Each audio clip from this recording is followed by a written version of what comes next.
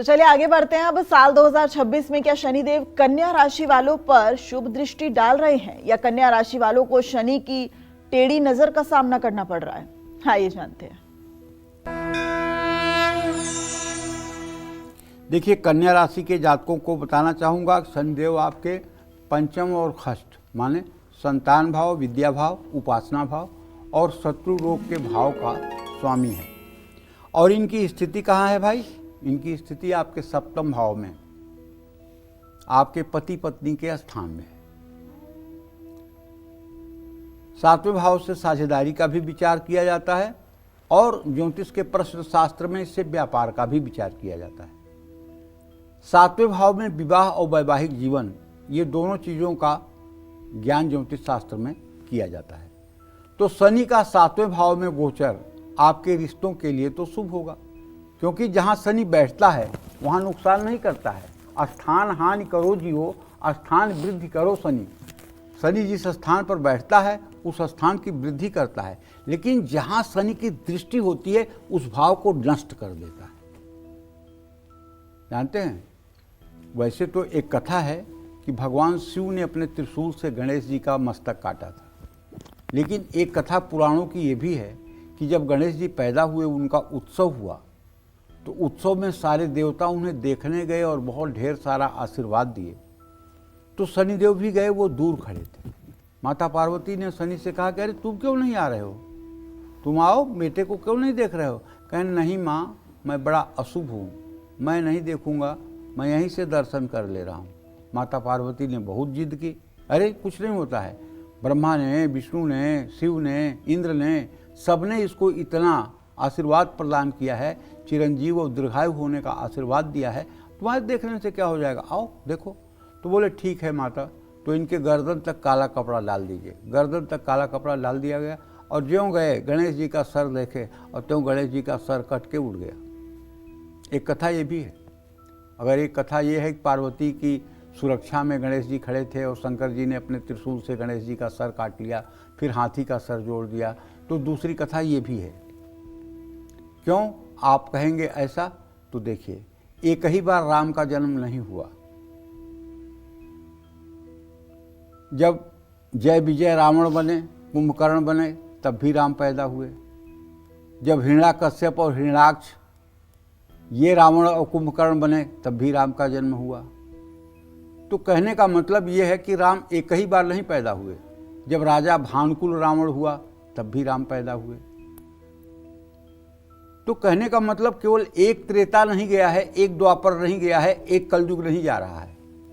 अष्टाविंशति में ये 28वां युग चल रहा है। 7 बार सतयुग, 7 बार त्रेता, 7 बार द्वापर और 7वीं बार कलयुग जा रहा है। इसलिए कई बार देवताओं का आविर्भाव हुआ है। और शास्त्रों की माने तो काकभूषुंडी कहते हैं कि मैंने कई कल्प तक प्रभु श्री राम के पेट में रह करके और पूरे ब्रह्मांड को देखा, जिसमें मैंने भगवान शिव को, ब्रह्मा को, इंद्र को बदलते हुए बहुत बार देखा, लेकिन राम को कभी बदलते हुए हमने नहीं देखा। वही स्वरूप दशरथ नंदन राम का जो है, वही स्वरूप हर कल्प कल्प में रहा।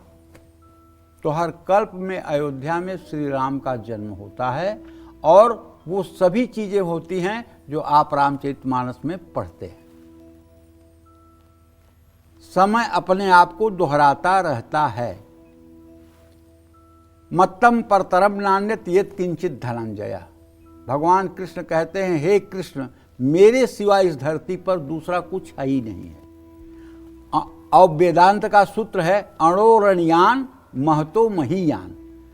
अणु से भी जो सूक्ष्म है वो भी परमेश्वर है, और महतो महीयान जो संपूर्ण ब्रह्मांड को अपने एक रोमकूप में धारण करता है, वह भी परम ब्रह्म परमेश्वर है। जो सर्व सामर्थ्यवान है वो जगत नियंता है। तो 2026 में कन्या राशि के जातक जीवन साथी से मतभेद दूर करने का प्रयास करेंगे तो कोई ऐसी बात ना कहें जिससे जीवन साथी को ठेस पहुंचे, लेकिन जीवन साथी की सेहत का ध्यान रखना होगा। अपनों से बात करते हैं तो शब्दों का प्रयोग संभल कर करें। अपनी सूझबूझ का प्रयोग अपने रिश्ते सुधारने में लगाएं। 2026 में आप नए लोगों के संपर्क में भी आएंगे जिनसे आपको लाभ मिलेगा। 2026 में शनि आपके कारोबार के लिए शुभ होंगे। नई और लंबी अवधि के प्रोजेक्ट शुरू होंगे, लेकिन किसी भी कारोबारी काम में आपको बहुत सावधान रहना होगा। शनि के 7वें भाव में गोचर से आपको संतान का पूरा सहयोग मिलेगा, लेकिन बीच बीच में उनसे वैचारिक मतभेद भी हो सकते हैं। परिवार में संतुलन बना रहेगा। 2026 में शनि आपकी आर्थिक स्थिति के लिए ठीक नहीं है।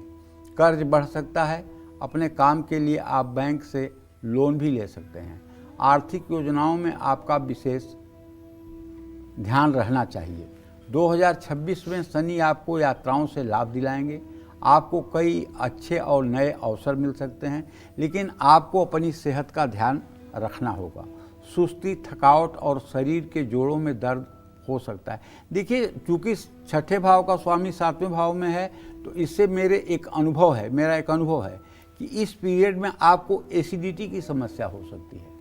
आपके पेट में जलन महसूस हो सकती है, गैस की प्रॉब्लम हो सकती है, और इसके लिए अगर आप रोज़ कपालभाति प्राणायाम करेंगे और तेल घी वाली चीज़ें नहीं खाएंगे तो निश्चित रूप से आपको लाभ मिलेगा।